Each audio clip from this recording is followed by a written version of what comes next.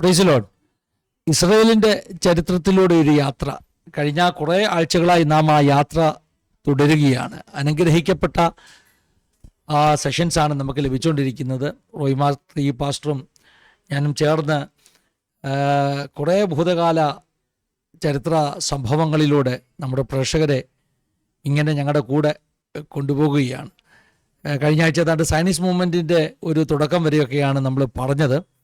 ഇന്ന് അതേ ഭാഗത്തു നിന്ന് കണ്ടിന്യൂ ചെയ്യുകയാണ്. റോയ് പാസ്റ്റർ നമ്മളോടൊപ്പം ജോയിൻ ചെയ്തിട്ടുണ്ട്. വെൽക്കം പാസ്റ്ററെ, പ്രൈസ് ലോർഡ്. ഞാൻ പറയുന്നത് നമ്മൾ ഒന്നിച്ചൊരു യാത്രയാണ്. ഭൂതകാലത്തിലെ ആ ഇടവഴികളിലൂടെ, ഇസ്രായേൽ നടന്ന ഇടവഴികളിലൂടെയൊക്കെ നമ്മൾ നടക്കാനെന്ന് ശ്രമിക്കുകയാണ്. ചരിത്രം വളരെ രസകരമാണ് പാസ്റ്റർ. ഞാൻ ഇപ്പം ഈ സയൻസ് മൂവ്മെൻ്റ് ആണല്ലോ നമ്മൾ പഠിച്ചുകൊണ്ടിരിക്കുന്നത്. അപ്പം ഞാൻ ഒരു നിമിഷം പാസ്റ്ററെ മൈക്ക് ഒന്ന് ഓൺ ചെയ്തോട്ടോ. ഓക്കെ, ഇവിടുന്നാ കേട്ടോ പാസ്റ്ററെ. ഓക്കെ. ഞാൻ ഈ സയൻസ് മൂവ്മെൻറ്റിനെ കുറിച്ചൊക്കെ പഠിക്കുമ്പോഴേ എനിക്ക് ഒരു കാര്യം മനസ്സിലായത്, ഈ ഭൂതകാലം എങ്ങനെ ഒരു ജനതയെ വേട്ടയാടുന്നെന്നുള്ളതിന് നല്ല തെളിവാണ് ഇസ്രായേൽ. അതെ, ഭൂതകാലം വേട്ടയാടുന്ന ഒരു ജനത എന്ന് വേണമെങ്കിൽ പറയാം. കാരണം അത് ഇസ്രായേൽ എന്ന ജനതയുണ്ടാകുന്ന കാലം മുതൽ തന്നെയുള്ള ചരിത്രങ്ങൾ അവരെ വേട്ടയാടിക്കൊണ്ടിരിക്കുക. എനിക്ക് തോന്നുന്നു ലോകത്തിൽ ഒരു സമൂഹവും ഇത്രമാത്രം ഭൂതകാലം വേട്ടയാടുന്ന ഒരു ജനതയില്ല എന്ന് എനിക്ക് തോന്നുന്നു. അതിനൊരു കാരണമായിട്ട് എനിക്ക് തോന്നുന്നത്, ചരിത്രം മതത്തിൻ്റെ ഭാഗമായിട്ട് എഴുതപ്പെട്ട പുസ്തകമായിട്ട് ബൈബിൾ ഇന്ന് നിലനിൽക്കുന്നത് കൊണ്ട് ഈ ചരിത്രം എല്ലാവർക്കും അറിയാം. വേദപുസ്തക ചരിത്രം അറിയാം, അബ്രഹാമിക് റിലീജിയന്റെ ചരിത്രം അറിയാം. അതുകൊണ്ട് തന്നെ ആ വേട്ടയാടൽ ഇങ്ങനെ അങ്ങ് തുടരുകയാണ്. ചരിത്രം പഠിക്കുന്നത് അതുകൊണ്ട് തന്നെ വളരെ രസകരമാണ്. പാസ്റ്റർക്കും പറയാം കേട്ടോ. നമ്മുടെ പ്രേക്ഷകർ ഇടയ്ക്കിടയ്ക്കൊക്കെ പരാതി പറയും, ഞാൻ പാസ്റ്ററെ സംസാരിക്കാൻ അനുവദിക്കുന്നില്ലെന്ന്. ഞാൻ അവരോട് പറഞ്ഞു മടുത്തു. ഇത് രണ്ടുപേര് സംസാരിക്കുന്ന ഒരു പ്രോഗ്രാമാണ്. നമ്മൾ രണ്ടുപേരും നമുക്കറിയാവുന്ന കാര്യങ്ങൾ പറഞ്ഞു തരുന്നു. അത് അവർക്ക് മനസ്സിലാകുന്നില്ല. അതുകൊണ്ട് ഞാൻ പാസ്റ്ററെ എൻകറേജ് ചെയ്യുന്നു, പാസ്റ്റർ എന്തെങ്കിലും പറയാൻ വേണ്ടി. ഒരു കുഴപ്പമില്ല പാസ്റ്ററെ. നമ്മുടെ പ്രേക്ഷകരുടെ അഭ്യർത്ഥനയും കൂടെ മാനിച്ചുകൊണ്ട് നമുക്ക് അങ്ങനെ സംസാരിക്കാം. ഇതൊരു ഡിസ്കഷൻ പ്രോഗ്രാമാണ്. നമ്മൾ പരസ്പരം അങ്ങോട്ടും ഇങ്ങോട്ടും പറയുകയും ആഡ് ഓൺ ചെയ്യുകയും ചെയ്യുന്നതായതുകൊണ്ട് പാസ്റ്ററെ, ഇസ്രയേലിനെ പോലെ ലോകരാജ്യങ്ങളിൽ വേട്ടയാടപ്പെട്ട മറ്റൊരു ജനതയില്ല. കാരണം ഇതിന്റെ കാരണം എന്താ എന്നൊക്കെ ഒത്തിരി ചോദ്യങ്ങളുണ്ട്. പക്ഷേ നമുക്ക് ഈ ചോദ്യങ്ങളൊന്നും ചരിത്ര പുസ്തകങ്ങളിൽ കൂടെ ഇതിന് ഉത്തരം കിട്ടത്തില്ല. അല്ലെങ്കിൽ വേറെ ഒരു പുസ്തകങ്ങളിൽ കൂടെ എന്തും കൊണ്ട് ദൈവം തെരഞ്ഞെടുത്ത ഇസ്രയേല് ഇത്രയും ശത്രുരാജ്യങ്ങളാൽ വേട്ടയാടപ്പെട്ടു എന്നുള്ളതിന് മറുപടി കിട്ടണമെങ്കിൽ ദൈവോചനം എന്ന് പറഞ്ഞ ആ ദൈവത്തിന്റെ മാറ്റമില്ലാത്ത വചനത്തിൽ കൂടെ നമുക്ക് അതിന് അറിവ് കിട്ടത്തുള്ളൂ, അതിന്റെ ഇൻസൈറ്റ് കിട്ടത്തുള്ളൂ. ചരിത്ര പുസ്തകങ്ങളൊക്കെ എഴുതിയേക്കുന്നത് അവര് നേരിട്ട പ്രശ്നങ്ങളും അവർ കടന്നുപോയ ചരിത്രങ്ങളും അതിനകത്തൂടെ ദൈവത്തിന്റെ ഇടപെടലുകളും ഇതൊക്കെയാ കിട്ടുന്നത്. കഴിഞ്ഞ ദിവസം ഞാൻ ഒരു കോട്ടയത്ത് നടന്ന മീറ്റിങ്ങുമായിട്ട് ബന്ധപ്പെട്ട് IPCയുടെ സെൻട്രൽ കൺവെൻഷനുമായിട്ട് ബന്ധപ്പെട്ട് പ്രസംഗിക്കുകയായിരുന്നു. ഞാൻ പ്രസംഗിക്കുന്ന സമയത്ത് എനിക്ക് പറയാൻ എൻ്റെ ഉള്ളിൽ തിടുക്കം കൂട്ടിക്കൊണ്ടിരുന്ന ഒരു കാര്യമാണ്. ചരിത്രങ്ങളിൽ കൂടെ ഞാൻ പറയാൻ വേണ്ടിയിട്ടായിരുന്നു, ചരിത്രങ്ങൾക്ക് മീതെയുമായ എൻ്റെ ദൈവം. സമയത്തിന്റെ ചില കാര്യങ്ങളെ പഠിപ്പിച്ചിട്ട് ഞാൻ പറഞ്ഞു, സമയത്തിനും മീതെയാ ദൈവം. പല കാര്യങ്ങളിൽ കൂടെ പറഞ്ഞു ഇതിന്റെ എല്ലാം മീതെയാ ദൈവം. ഏറ്റവും ലാസ്റ്റ് ചോദിച്ച ചോദ്യം ഇങ്ങനെ, പാസ്റ്ററെ, ഇങ്ങനെയുള്ള ഒരു ദൈവം ഏതുണ്ട്? ചരിത്രങ്ങൾക്ക് മീതെയുള്ളൊരു ദൈവം, നൂറ്റാണ്ടുകൾ കഴിഞ്ഞിട്ടും സമയത്തെ കൺട്രോൾ ചെയ്യുന്നൊരു ദൈവം. അപ്പം ഇതൊക്കെ ഇസ്രയേലിന്റെ ചരിത്രങ്ങളിൽ കൂടെയാണ് നമ്മുടെ ദൈവത്തിന്റെ മഹത്വവും ദൈവത്തിന്റെ ഇടപെടലുകളും മനസ്സിലാകുന്നത്. നമ്മൾ അതിന് ചരിത്രങ്ങൾ മാത്രമല്ല നമ്മൾ ചെയ്യുന്നത്, ചരിത്രങ്ങളുടെ അകത്തൂടെ പോകുന്നുണ്ട്, ആർക്കിയോളജിക്കകത്തൂടെ പോകുന്നുണ്ട്. ശരിക്കും പറഞ്ഞാൽ നമ്മൾ ന്യൂമറോളജിക്കകത്തൂടെ കയറി ചില വിഷയങ്ങൾ ന്യൂമറോളജി നോക്കി ദൈവോചനത്തിന്റെ അടിസ്ഥാനത്തിൽ പറയാറുണ്ട്. അപ്പൊ ഇതൊക്കെ പറഞ്ഞു വരുമ്പോഴത്തേന് സമയം വലിയൊരു ഘടകമാണ്. പക്ഷേ ഇസ്രയേലിനെ പോലെ വേട്ടയാടപ്പെട്ട ഒരു ജനത ലോകത്തിൽ വേറെയില്ല. പാസ്റ്റർ തന്നെ ബാക്കിയുള്ള ഭാഗങ്ങൾ കണ്ടിന്യൂ ചെയ്തു, നമുക്ക് ആഡ് ഓൺ ചെയ്തും സംസാരിച്ചു അങ്ങനെ മുന്നോട്ട് പോകാം പാസ്റ്റർ. ഇതാ നമ്മുടെ ഒരു ഒരുമയും ഒരു ഒരു ഐക്യതയും ഒരു പ്രശ്നവും എന്ന് പറയാം. കാരണം ഞാൻ പറയും പാസ്റ്റർ പറഞ്ഞോളാം, പാസ്റ്റർ പറയും ഞാൻ പറഞ്ഞോളാം. നമ്മളിങ്ങനെ ഷട്ടിൽ കോക്ക് കളിക്കുന്നത് പോലെ അങ്ങോട്ടും ഇങ്ങോട്ടും അല്ലേ കൈമാറുന്നത് കൊണ്ട് ദൈവത്തിനെ സ്തോത്രം ചെയ്യുന്നു. ബൈബിൾ ഒഴിവാക്കിക്കൊണ്ട് ഇസ്രായേലിൻ്റെ ചരിത്രം പഠിക്കാനും പഠിപ്പിക്കാനും പറ്റത്തില്ല. ബൈബിൾ ഒഴിവാക്കിക്കൊണ്ട്. കാരണം ബൈബിൾ ഇസ്രായേലിൻ്റെ ചരിത്രത്തിലെ അവിഭാജ്യ ഘടകമാണ്. ഇസ്രായേലിൻ്റെ ഭൂതകാലത്തെയും ഭാവി കാലത്തെയും നിയന്ത്രിക്കുന്നത് വേദപുസ്തകവും വേദപുസ്തകത്തിൽ പറഞ്ഞ ഇസ്രായേലിൻ്റെ ചരിത്രവും വേദപുസ്തകത്തിൽ പറഞ്ഞ ഇസ്രായേലിനെ കുറിച്ചുള്ള പ്രവചനങ്ങളുമാണ്. പാസ്റ്റർ പറഞ്ഞു ഇതുപോലൊരു പുസ്തകവും ഇതുപോലൊരു വിശ്വാസ സംഹിതയും വേറെ ഇല്ല. ഞാൻ പലപ്പോഴും ചിന്തിച്ചിട്ടുണ്ട് പാസ്റ്ററെ, നമ്മൾ ഈ തിയോളജിക്കൽ കോളേജുകളിലൊക്കെ കമ്പാരിറ്റീവ് റിലീജിയൻ പഠിച്ചിട്ടുള്ളവരാണ്. ഞാൻ ബൈബിൾ ക്ലാസ് എടുക്കുമ്പോൾ ഞാൻ പഠിപ്പിക്കുന്ന ഒരു സബ്ജക്റ്റാണ് കമ്പാരിറ്റീവ് റിലീജിയൻ. ലോകത്തിലുള്ള പല മതങ്ങളെ കമ്പയർ ചെയ്തുകൊണ്ട് പഠിക്കുക. അപ്പോൾ നമുക്ക് ഒരുവിധപ്പെട്ട എല്ലാ മേജർ റിലീജിയസിനെ കുറിച്ചും അത്യാവശ്യം നമ്മൾ അതിൻ്റെ വിശ്വാസം എന്താ, അതിൻ്റെ ഒറിജിൻ എന്താ, ഇത് പഠിച്ചിട്ടുണ്ട്. ഒരുവിധപ്പെട്ട എല്ലാ മതങ്ങളെക്കുറിച്ച്. അത് നമ്മുടെ ഒരു ഭാഗ്യമാണ്. കാരണം നമ്മൾ വളരെ നമ്മുടെ ബൈബിൾ സ്കൂളുകളിലെ ആ രീതിയിലാണ് നമ്മുടെ പുതിയ തലമുറയെ പഠിപ്പിച്ചെടുക്കുന്നത്. അപ്പോൾ കമ്പാരിറ്റീവ് റിലീജിയൻ പഠിച്ചു കഴിഞ്ഞാൽ നമ്മുടെ വിശ്വാസം വിട്ടും വേറെ ഒരു വിശ്വാസത്തിലേക്ക് പോകണമെന്ന് ആഗ്രഹിച്ചാൽ ദർ ഇസ് നോ ഓപ്ഷൻ.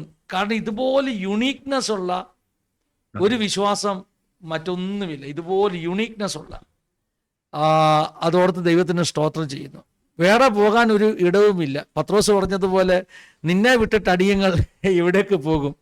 നിത്യജീവന്റെ മൊഴികളും ആധുനിക കാലത്തെ സയൻസിനും ആധുനിക കാലത്തെ നീതിബോധത്തിനും എത്തിക്കൽ വാല്യൂസിനും ഒക്കെ പിടിച്ചു നിൽക്കാൻ പറ്റുന്ന ഒരേ ഒരു മതഗ്രന്ഥമായിട്ട് ഇന്നും വേദപുസ്തകം നിൽക്കുന്നു എന്നുള്ളത് അതിൻ്റെ നിസ്തുല്യതയാണ്. വേദപുസ്തകത്തിൻ്റെ നിസ്തുല്യനായ ക്രിസ്തു എന്ന് പറയാം. മറ്റാരുമായിട്ട് ഉപമിക്കുവാൻ കഴിയാത്ത മഹത്വമുള്ള ഒരു പുസ്തകവും ഒരു വിശ്വാസവും ഒക്കെ ആയതോർത്ത് ദൈവത്തിന് സ്തോത്രം ചെയ്യുന്നു. അപ്പോൾ പാസ്റ്റർ സയൻസ് മൂവ്മെൻറ്റ് നമ്മൾ പറഞ്ഞു നിർത്തിയെടുത്തു നിന്ന് തുടങ്ങാം. ഞാനൊന്ന് തുടങ്ങാം പാസ്റ്റർ അത് കണ്ടിന്യൂ ചെയ്യും. സയൻസ് മൂവ്മെൻറ്റിൻ്റെ ഒറിജിനെ കുറിച്ച് പറയുമ്പോൾ നമ്മൾ പ്രത്യേകമായിട്ട് പറയേണ്ട ഒരു കാര്യം, ഈ നമ്മൾ കഴിഞ്ഞ ദിവസം മൊമെന്റിന്റെ ഒരു ഒറിജിനെ കുറിച്ച് നമ്മൾ പറഞ്ഞിരുന്നു. തിയോഡർ ഹെസ്രലിനെ കുറിച്ച് നമ്മൾ പറഞ്ഞിരുന്നു. അതിന്റെ ഒരു ഒറിജിനെ കുറിച്ച് നമ്മൾ പറഞ്ഞിരുന്നു. എന്നാൽ ഒരു കാര്യം വളരെ വ്യക്തമായിട്ട് പറഞ്ഞു തുടങ്ങേണ്ടത്, ഈ തിയോഡർ ഹെസ്രലിന്റെ ഒക്കെ ഒരു ഇങ്ങനൊരു മൊമെന്റ് തുടങ്ങാൻ കാരണമായി തീർന്നത് ഒരു പുസ്തകം എഴുതിയെന്ന് നമ്മൾ പറഞ്ഞു. ആ പുസ്തകം യഹൂദന്മാരുടെ ഇടയിലുണ്ടായ ഒരു എൻലൈറ്റ്മെന്റ്, ഒരു നവോത്ഥാനത്തിന്റെ ഫലമാണ്. അത് ചരിത്രം പറയുന്നു. ഒരു ജനത വെളിച്ചം കാണുകയാണ്.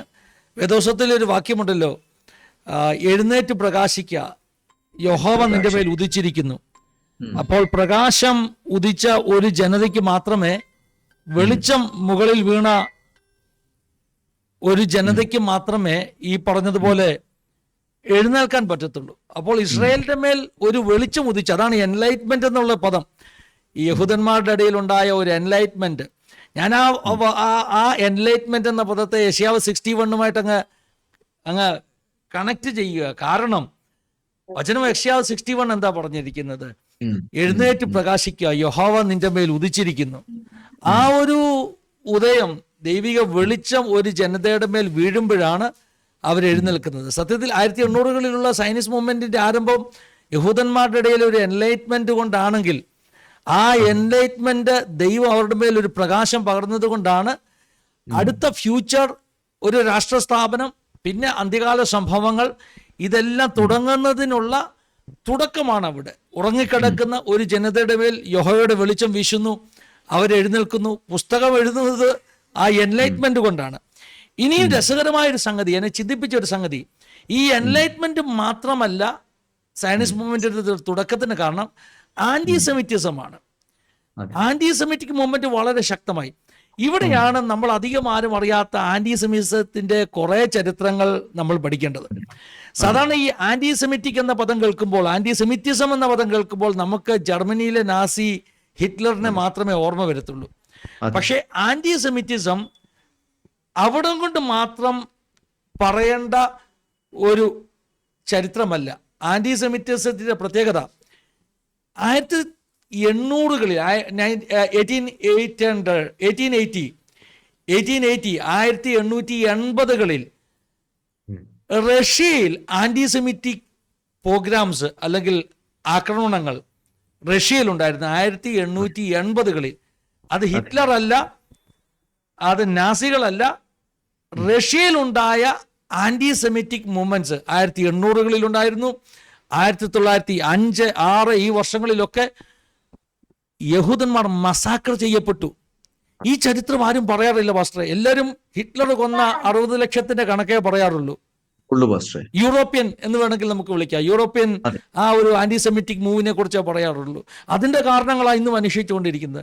ഞാൻ ഈ ആന്റിസെമിറ്റിക് ഒരു മൂവ്മെന്റിനെ കുറിച്ച് പഠിച്ചപ്പോൾ എനിക്ക് മനസ്സിലായ കാര്യം, ഹിറ്റ്ലറിന്റെ ആന്റിസെമിറ്റിക് മൂവിനേക്കാളൊക്കെ മുമ്പ് തന്നെ റഷ്യയിൽ ഒത്തിരി ആന്റിസെമിറ്റിക് പ്രവർത്തികളുണ്ടായി യഹൂദന്മാരെ തുടച്ചു നീക്കുവാൻ. അതിന് പ്രധാന കാരണമായിട്ട് ഞാൻ കണ്ടത്, ഈ യഹൂദന്മാര് ബിസിനസ്സുകാരായിരുന്നു. റഷ്യയിലൊക്കെ ഉണ്ടായിരുന്ന യഹൂദന്മാര് അവർ മണി ലെൻഡേഴ്സ് ആയിരുന്നു. അതായത് പണം കടം കൊടുക്കും, ഇഷ്ടംപോലെ കാശ് അവരുടെ. നമ്മുടെ നാട്ടിൽ സാധാരണ പറയത്തില്ലേ മാർവാടി എന്ന് പറയത്തില്ലേ, അതുപോലെ റഷ്യയിലെ മാർവാടിയായിരുന്നു ഈ പറഞ്ഞ യഹൂദന്മാര്.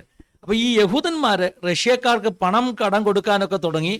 ഒത്തിരി പേര് കടക്കാരായി മാറിയപ്പോൾ, ഈ യഹൂദന്റെ കടക്കാരായി മാറിയപ്പോൾ, സ്വാഭാവികമായിട്ടും ആ പണം തിരിച്ചു കൊടുക്കാതിരിക്കാൻ വേണ്ടിയുള്ള കൂട്ടമായ ആക്രമണങ്ങളായിട്ട് ഈ സെമിറ്റിക് മൂവ്മെന്റ്സ് മാറിയെന്ന് ഒരു ചരിത്രം പറയുന്നുണ്ട്. പോരെങ്കിൽ തന്നെ ഈ ജനതയ്ക്കെതിരെയുള്ള മനുഷ്യവർഗത്തിന്റെ ഒരു പക അങ്ങ് നൂറ്റാണ്ടുകൾ പുറകിൽ മുതൽ കിടക്കുക. നമ്മൾ ഈ മുമ്പ് പറഞ്ഞതുപോലെ ഒരു ജനതയുടെ ചരിത്രം, ആ ജനതയെ ഇത്രയധികം വേട്ടയാടുന്ന മറ്റൊരു ജനതയില്ല എന്ന് പറഞ്ഞതുപോലെ, അങ്ങ് പണ്ട് മുതൽ ഇവിടെ എവിടെയൊക്കെ ചെന്നിട്ടുണ്ടോ അവരെല്ലാം ഇവരുടെ ശത്രുക്കളാണ്. ഇനിയും പറയേണ്ട ഒരു പ്രധാനപ്പെട്ട ഭാഗം അറബ് വേൾഡിലുള്ള ആന്റിസെമിറ്റിക് മൂവിനെ കുറിച്ച്. എത്ര പേര് ഇതിനെക്കുറിച്ച് ചർച്ച ചെയ്യുന്നുണ്ട്? നമ്മൾ ഇത്രയും നാളും ഹിറ്റ്ലറിനെ കുറിച്ച് മാത്രമേ പറഞ്ഞുള്ളൂ. റഷ്യയിലെ ആന്റിസെമിറ്റിക് മൂവിനെ കുറിച്ച് ആരും ചർച്ച ചെയ്യാറില്ല. അറബ് വേൾഡിലുണ്ടായ ആന്റിസെമിറ്റിക് മൂവിനെ കുറിച്ച് ചർച്ച ചെയ്യാറില്ല. ചരിത്രം ഇങ്ങനെ പറയുന്നത്, ജർമ്മൻ ഹിറ്റ്ലർ ഈ ആന്റിസെമിറ്റിക് ഹോളോകോസ്റ്റ് പ്രോഗ്രാംസ് അയാൾ റൺ ചെയ്യുമ്പോൾ, അയാൾ അത് നടത്തുമ്പോൾ അറബ് വേൾഡിൽ നിന്ന് അതിന് സപ്പോർട്ട് കിട്ടി. അതിനെക്കുറിച്ച് ആളുകൾ നിശബ്ദമാണ്. അറബ് വേൾഡിൽ നിന്ന്, അറബ് വേൾഡിൽ യഹൂദന്മാർ ആക്രമിക്കപ്പെട്ടു. അതിനെക്കുറിച്ച് ചരിത്രം പറയുന്നത്, ഈ അബ്രഹാമിക് റിലീജിയൻസ് തമ്മിലുള്ള കിടമത്സരം അതിന് കാരണം. അബ്രഹാമിക് റിലീജിയൻസ്, ക്രിസ്ത്യൻസിനാണെങ്കിൽ പൊതുവെ ക്രിസ്ത്യാനിറ്റിക്ക് ആ കാലഘട്ടത്തിൽ യഹൂദന്മാരോട് പിണക്കം. അതിനൊത്തിരി കാരണമുണ്ട്. പിണക്കുണ്ടാക്കാൻ ഒരു കാരണം, ആദ്യം മുതലേ ക്രിസ്ത്യൻസ് യഹൂദന്മാർ ഒരു സൈഡിലല്ല. ആദ്യത്തെ ക്രിസ്ത്യൻസിനെ പ്രോസിക്യൂഷൻ ചെയ്തത് യഹൂദന്മാരാ, റോമാക്കാരല്ല. ക്രിസ്തീയ സഭയുടെ സ്ഥാപനം മുതൽ തന്നെ യഹൂദന്മാരാണ് ക്രിസ്ത്യൻസിനെ പ്രോസിക്യൂഷൻ ചെയ്തത്. പിന്നീടാണ് മതപീഠ റോമാക്കാരുടെ ഒക്കെ അടുക്കൽ നിന്ന് വരുവാനിടയായി തീർന്നത്. പോരെങ്കിൽ യേശുവിനെ ക്രൂശിച്ച ജനത എന്ന ഒരു പക ക്രിസ്ത്യാനികളുടെ അകത്ത് ഉണ്ട്. ഞാൻ ആധുനിക ക്രിസ്ത്യാനികളെ കുറിച്ചല്ല പറഞ്ഞത്. ഈ ചിത്രം മാറിയ കഥ നമ്മൾ പറഞ്ഞേ പറ്റത്തുള്ളൂ. എന്തുകൊണ്ടാണ് ഇന്ന് ക്രിസ്ത്യൻസ് ഈ യഹൂദന്മാരെ സപ്പോർട്ട് ചെയ്യുന്നത്? അങ്ങനെ ഒരു ചരിത്രമുണ്ട്. ഈ ഒരു യൂ ടേൺ എന്ന് വേണമെങ്കിൽ പറയാം. എന്തുകൊണ്ടുണ്ടായി നമ്മൾ ഈ ചർച്ചയിലൂടെ പറഞ്ഞാൽ മതിയുള്ളൂ. കാരണം ഈ ചോദ്യങ്ങളൊക്കെ ഒത്തിരി പേര് ചോദിക്കുന്നതാ. ഹിറ്റ്ലർ ക്രിസ്ത്യാനി ആയതുകൊണ്ടല്ലേ യഹൂദന്മാരെ അന്ന് കൊന്നതെന്ന് ചോദിക്കുന്ന ആളുകളുണ്ട്. അവർക്ക് കാര്യങ്ങൾ മനസ്സിലാക്കണമെങ്കിൽ ഈ ചരിത്രം എല്ലാം പഠിക്കണം. ഈ പറഞ്ഞ ഹോളോകോസ്റ്റിന്റെ പ്രോഗ്രാംസിന്റെ ആന്റിസെമിറ്റിക് മൂവ്മെന്റ്സിന്റെ ചരിത്രമൊക്കെ പഠിച്ചെങ്കിൽ മാത്രമേ ഈ കാര്യങ്ങളെല്ലാം വ്യക്തമായിട്ട് മനസ്സിലാകത്തുള്ളൂ. അപ്പൊ ക്രിസ്ത്യൻ ആന്റിസെമിറ്റിക് മൂവിന്റെ ഒരു പ്രധാനപ്പെട്ട കാരണം യഹൂദന്മാരുമായിട്ട് പണ്ട് മുതലുള്ള പിണക്കം. അതിനെക്കുറിച്ച് ഇങ്ങനെയാ പറയുന്നത്, the competition between the church and synagogue. സിനഗോഗും ചർച്ചും തമ്മിലുള്ള കിടമത്സരം. കുറച്ചുകൂടെ പറഞ്ഞാൽ തിയോളജിക്കൽ കോമ്പറ്റീഷൻ എന്ന് പറഞ്ഞാൽ സിനഗോഗ് പഠിപ്പിക്കുന്നതല്ല ചർച്ച് പഠിപ്പിക്കുന്നത്. അപ്പോൾ ചർച്ച് യഹൂദനാകുന്ന യേശുക്രിസ്തുവിനെ കുറിച്ച് പഠിപ്പിക്കുമ്പോൾ സിനഗോഗ് യഹൂദനാകുന്ന യേശുക്രിസ്തുവിനെ അവരുടെ മതത്തിലെ ഒരു പാഷാണ്ഡോപദേശക്കാരനായിട്ടാണ് പഠിപ്പിക്കുന്നത്. അത് ഒരു വളരെ പ്രധാനപ്പെട്ട ഒരു കാരണം.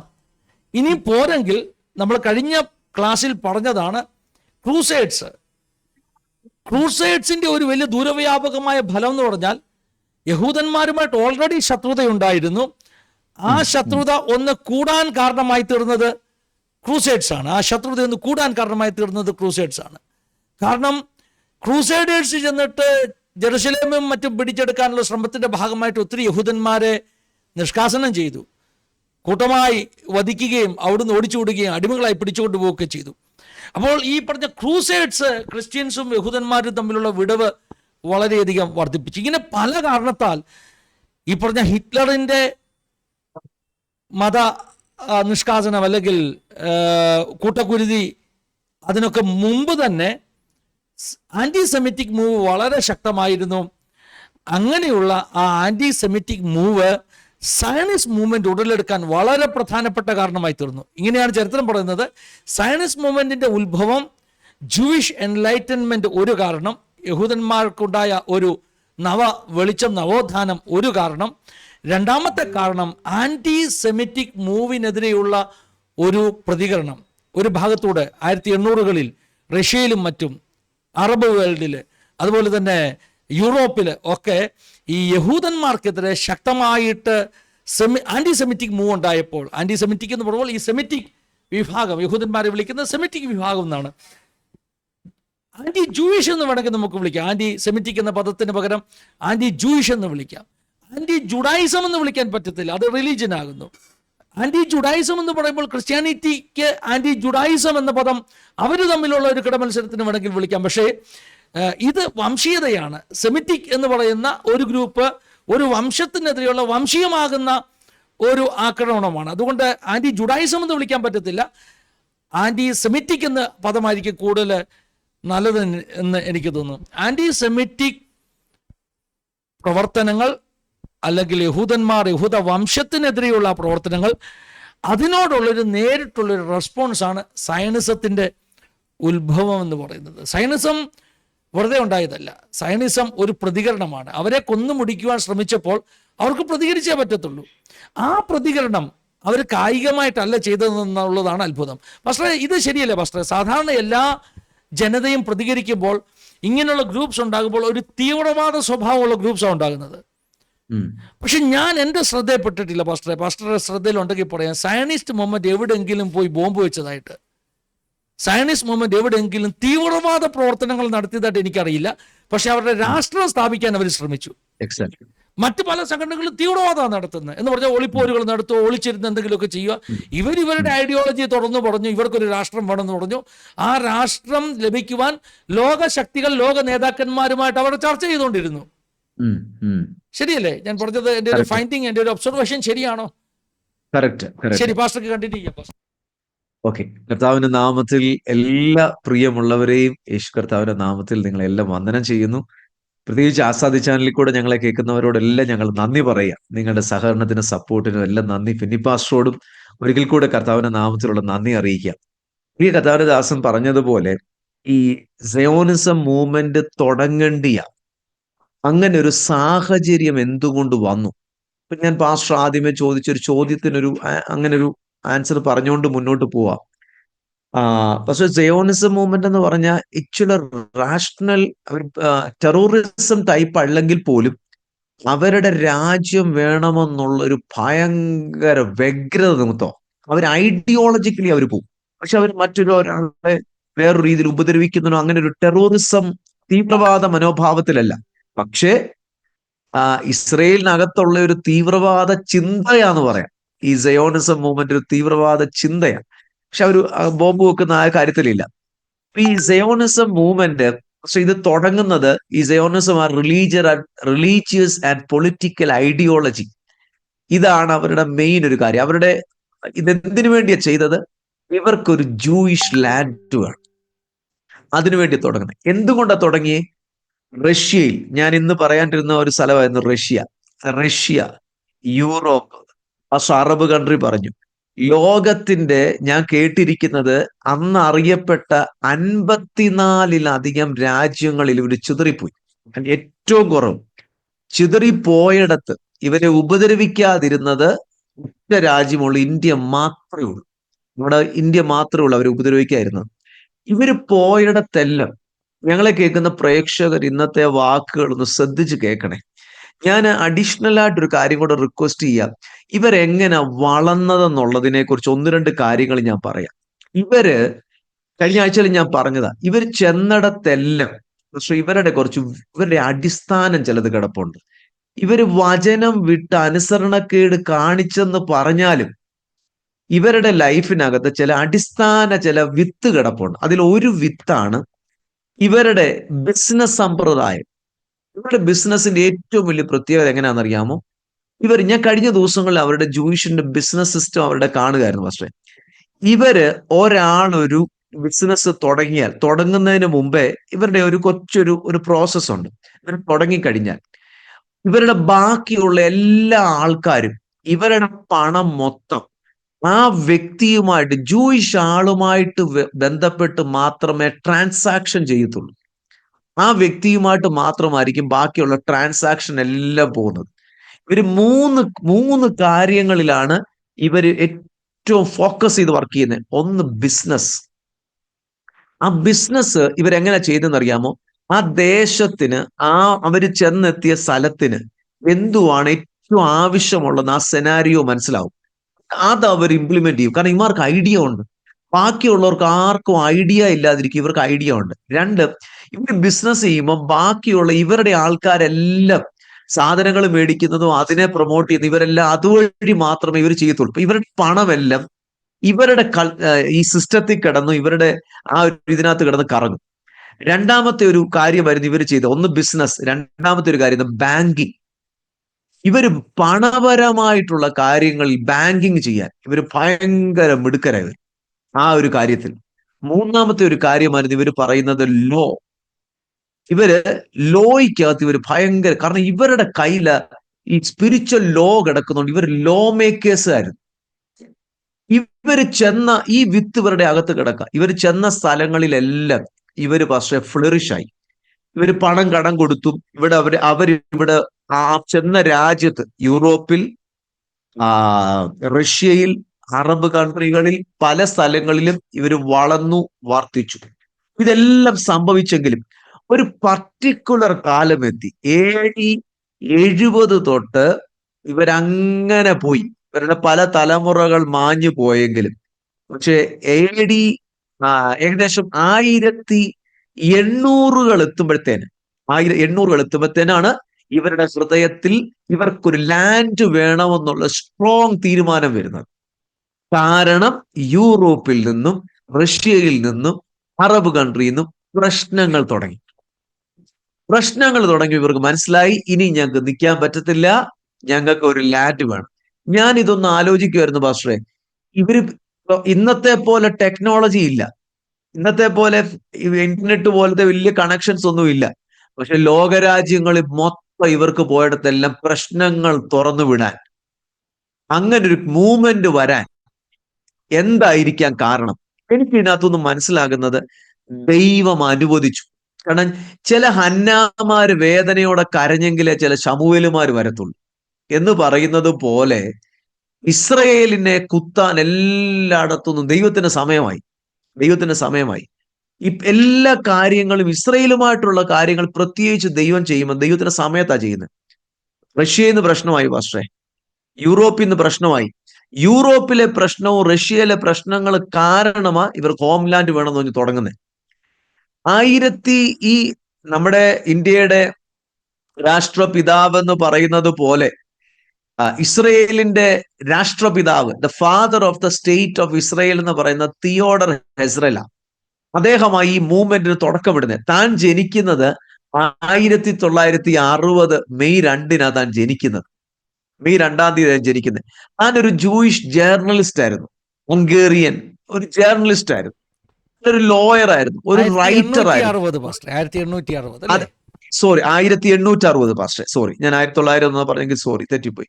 1860 താനൊരു ജേർണലിസ്റ്റ് ആയിരുന്നു, ലോയർ ആയിരുന്നു, റൈറ്റർ ആയിരുന്നു, താൻ പ്ലേ റൈറ്റർ ആയിരുന്നു, പൊളിറ്റിക്കൽ ആക്ടിവിസ്റ്റ് ആയിരുന്നു. ഇങ്ങനെ താനാണ് സയോണിസം മൂവ്മെന്റിന്റെ തുടക്കക്കാരൻ. ഇത് തുടങ്ങി ഫസ്റ്റ് വേൾഡ് സയോണിസം കോൺഗ്രസ് നടക്കുന്നത് നമ്മൾ കഴിഞ്ഞ ആഴ്ച പറഞ്ഞു 1897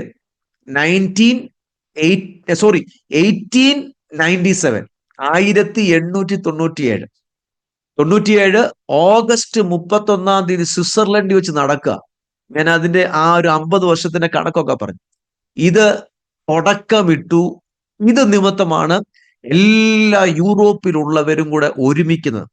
ഒരുമിച്ചതിന് ശേഷം പാസ്റ്റർ ഇവർ ചെയ്ത കാര്യം എന്ന് പറയാം, ഇവരുടെ പിതാക്കന്മാരുടെ ലാൻഡ് ഇവർ രണ്ടാമത് വില കൊടുത്ത് മേടിക്കേണ്ടി വന്നു.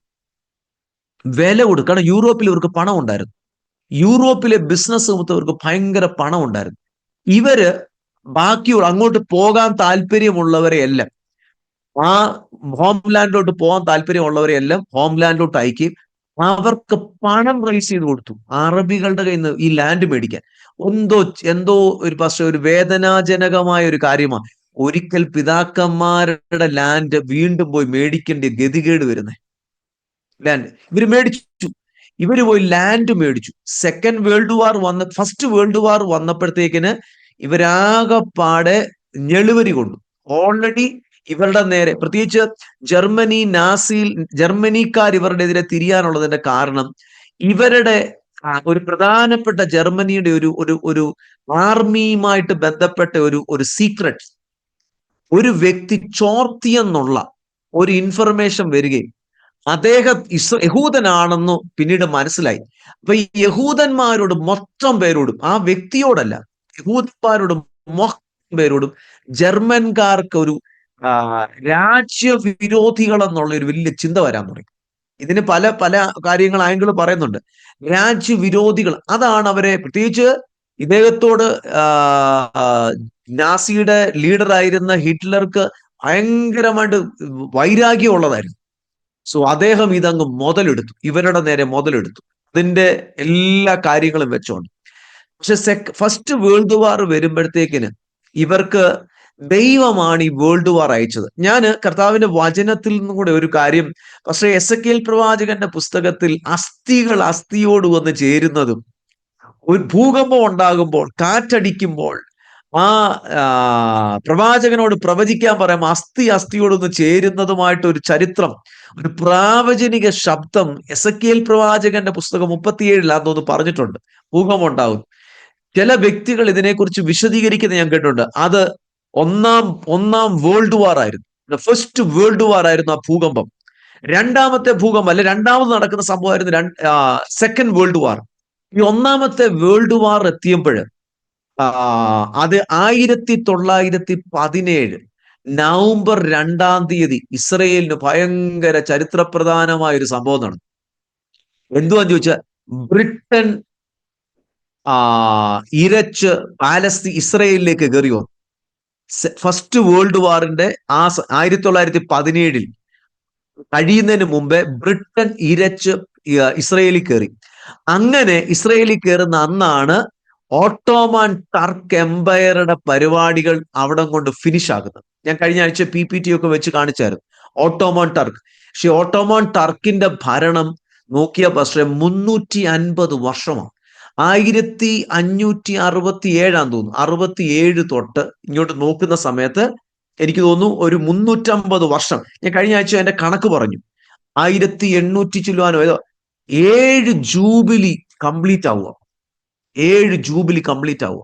അത് കഴിയുമ്പോഴത്തേക്കിന് ബ്രിട്ടൻ വന്ന് കയറുക. ആ 7 ജൂബിലി കംപ്ലീറ്റ് ആയി ബ്രിട്ടൻ വന്ന് കയറി.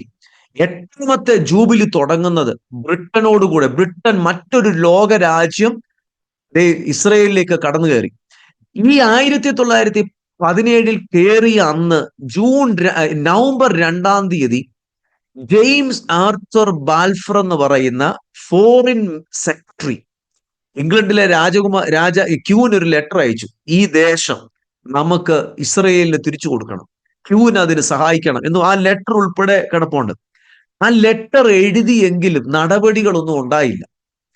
പക്ഷേ എന്നെ ഭയങ്കരമായിട്ട് ചിന്തിപ്പിക്കുന്ന ഒരു കാര്യം, പക്ഷേ യഹൂദൻ കൂട്ടമായിട്ട്, പണ്ട് അങ്ങും ഇങ്ങും ഒക്കെ വന്നുകൊണ്ടിരുന്ന സ്ഥലം മേടിച്ചുകൊണ്ടിരുന്നവൻ കൂട്ടമായിട്ട് വരാൻ തുടങ്ങി. കൂട്ടമായിട്ട് വരികയല്ല, അവൻ ആർമി തുടങ്ങി. എന്തോ പാസ്റ്ററെ പറയുന്നേ, 1948 അവൻ ഇൻഡിപെൻഡൻസ് കിട്ടുന്നതിന് മുമ്പേ 1920 ഇവൻ ആർമി തുടങ്ങി. പക്ഷെ ഇത് ദൈവത്തിന്റെ മൂവ്മെന്റ് അല്ലാതെ പിന്നെ ആരുടെ മൂവ്മെന്റ് ആയിരിക്കും?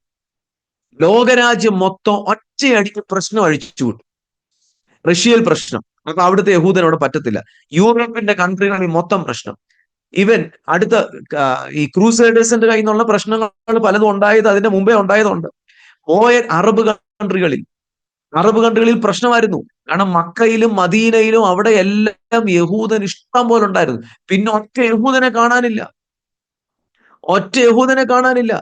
കാരണം 6-ാം നൂറ്റാണ്ടിലെ പ്രശ്നങ്ങൾ നിമിത്തം കാണാനില്ല എല്ലായിടത്തും. പക്ഷെ പ്രശ്നങ്ങൾ എല്ലായിടത്തും ഒരുമിച്ച് കൂടാൻ തുടങ്ങിയപ്പോ ഇവന്റെ ഉള്ളിൽ ഒരു ചിന്ത വന്നു, എനിക്ക് രാജ്യം വേണം. അവിടുന്നാണ് സയോണിസം മൂവ്മെന്റ് തുടങ്ങുന്നതും. ആ സയോണിസം മൂവ്മെന്റ് വെച്ചോണ്ടാണ് ഇവരുടെ രാജ്യത്തേക്കുള്ള മടങ്ങിവരവ് നടക്കുന്നത്. പക്ഷേ ഇത് ദൈവത്തിന്റെ സമയമല്ലാതെ, ദൈവത്തിന്റെ പദ്ധതി അല്ലാതെ പക്ഷെ ഒന്നും പറയാൻ പറ്റത്തില്ല. കാരണം ഞാന് 1948 മെയ് 14 ഇസ്രായേൽ രാജ്യമാകുന്നത്. പക്ഷെ വേറൊരു കണക്ക് നമ്മൾ നോക്കാമെങ്കിൽ എന്റെ കയ്യിൽ ആ കണക്കുകൾ ഉണ്ട്. നമ്മൾ BC പഠിക്കുമ്പോൾ പുറയിലോട്ടാ പഠിക്കുന്നത്. ഇപ്പം BC 1500, അത് കഴിഞ്ഞാൽ നമ്മൾ പുറയിലോട്ട് പറയുമ്പോൾ 1500 പുറയിലോട്ടാ പറയുന്നത്, 1550, ഇങ്ങനെ നമ്മൾ പറഞ്ഞു പോകുന്നത്. പക്ഷെ നമ്മള് മേളീന്ന് ആദം തൊട്ട് 1, 2, 3 എന്ന് എണ്ണി വരാമെങ്കിൽ, പക്ഷേ 1900 ഏകദേശം 48 വർഷങ്ങൾ എത്തുമ്പോഴാണ് അബ്രഹാമിന്റെ ജനനം നടക്കുന്നത്. ഏകദേശം 1900 ആദം തൊട്ട് 1, 2, 3 എന്നിങ്ങനെ താഴോട്ട് എണ്ണി വരാമെങ്കിൽ ഏകദേശം 1948 അബ്രഹാമിന്റെ ജനനം നടക്കുന്നതെന്ന് അനുമാനിക്കുന്നു. പക്ഷേ 2000 വർഷത്തിന് മുമ്പേ അതും ഒരു ജൂബിലിയറിന്റെ കണക്ക് പറയുന്നുണ്ട്. പക്ഷെ നോക്കിക്കേ, 1948 പഴയ നിയമത്തിൽ 1948, ഇതൊക്കെ എനിക്ക് മനസ്സിലാകുന്ന ദൈവം ചെയ്യുന്നതല്ലാതെ, ഈ ചില പ്രശ്നങ്ങൾ ഉണ്ടാകുന്ന ദൈവം ചെയ്യുന്ന. സയോണിസം മൂവ്മെന്റ് തുടങ്ങി. ഈ സയോണിസം മൂവ്മെന്റിനെ കുറിച്ച് കഴിഞ്ഞ ആഴ്ച ഞാൻ പറഞ്ഞു, ഒരു വാക്ക് ഇന്നും കൂടെ പറയുക. 1897, ഞാനും ഫിലിപ്പാസും എന്ന് പറയുന്നത് ബൈബിളിൽ നിന്നല്ല, ചരിത്ര രേഖകളിൽ നിന്നാണ് പറയുന്നത്. 1897 August 31 world Zionism first congress സ്വിറ്റ്സർലൻഡിൽ നടന്നു. അവരെല്ലാവരും കൂടി ഒരുമിച്ച് റെസല്യൂഷൻ എഴുതി. എന്തോ റെസല്യൂഷൻ എഴുതിയേ? ഞങ്ങൾ തിരിച്ചു പോകണം. അവരുടെ റെസല്യൂഷൻ ഒത്തിരി ഉണ്ട്. ഞങ്ങൾ തിരിച്ചു പോകണം, ഞങ്ങൾക്ക് ഹോംലാൻഡ് വേണം, ഞങ്ങളുടെ ആൾക്കാരെ സപ്പോർട്ട് ചെയ്യണം, ഇങ്ങനെയുള്ള ഒത്തിരി കാര്യങ്ങളുണ്ട്. ഈ റെസല്യൂഷൻ സൈൻ ചെയ്യുന്നത് സെപ്റ്റംബർ 3. പക്ഷെ സെപ്റ്റംബർ 3 എഴുന്നേറ്റ് ഈ തിയോഡർ ഹെസ്രൽ ഒരു വാക്ക് പറയുക. എന്ത് പറഞ്ഞെന്നറിയാമോ? ഞാൻ ഇന്ന് എന്തെങ്കിലും പറഞ്ഞാൽ നിങ്ങളും ലോകവും ചിരിക്കും നമ്മളെ നോക്കി. പക്ഷേ ഇന്നത്തെക്കാട്ടിലും 50 വർഷം നിങ്ങൾ നോക്കിയിരുന്നു, ഞാൻ ഇന്ന് പറഞ്ഞതിന്റെ അർത്ഥം എന്തുവാന്ന് നിങ്ങൾക്ക് അന്ന് അറിയാമെന്ന്. പക്ഷെ എന്തോ ഇൻസൈറ്റ്, എന്തോ ദൂരക്കാഴ്ചയോ തനിക്ക്. എക്സാക്ട്ലി ഒരു ദിവസത്തിന്റെ പോലും വ്യത്യാസം വരാതെ ഭൂകമ്പം ഉണ്ടായതെല്ലാം ഉണ്ടായി. പക്ഷെ അസ്ഥിയോടും ചേർന്നു. ഞരമ്പ് വരേണ്ടടുത്തെല്ലാം ഞരമ്പ് വന്നു, മാംസം വരേണ്ടടുത്തെല്ലാം വന്നു. അവര് സൈന്യമായിട്ട് എഴുന്നേറ്റെന്ന് മുന്നിയുടെ കൂടെ പഠിക്കാമെങ്കിൽ 1947-45 സെക്കൻഡ് വേൾഡ് വാർ കഴിഞ്ഞു. 47 ഓഗസ്റ്റ് 31 UN അസംബ്ലി നടക്കുക.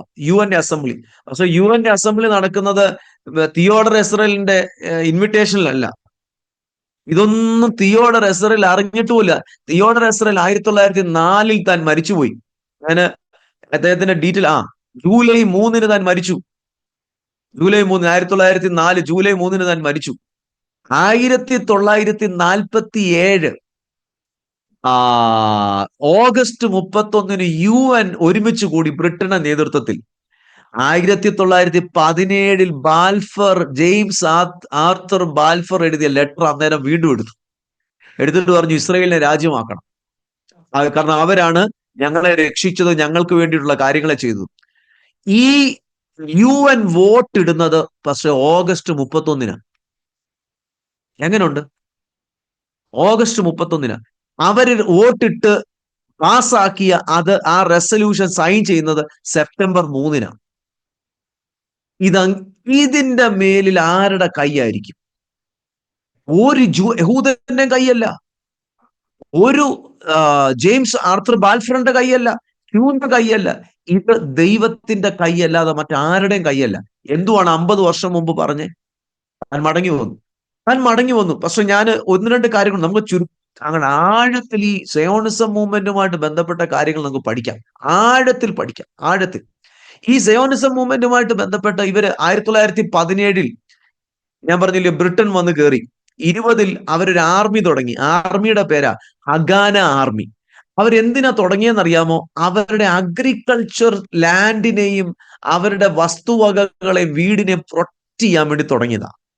അത് ബ്രിട്ടന്റെ സഹായത്തോടു കൂടിയാണ്, ബ്രിട്ടൻ സപ്പോർട്ടായിരുന്നു, തുടങ്ങിയത് അതിനു വേണ്ടിയാണ്.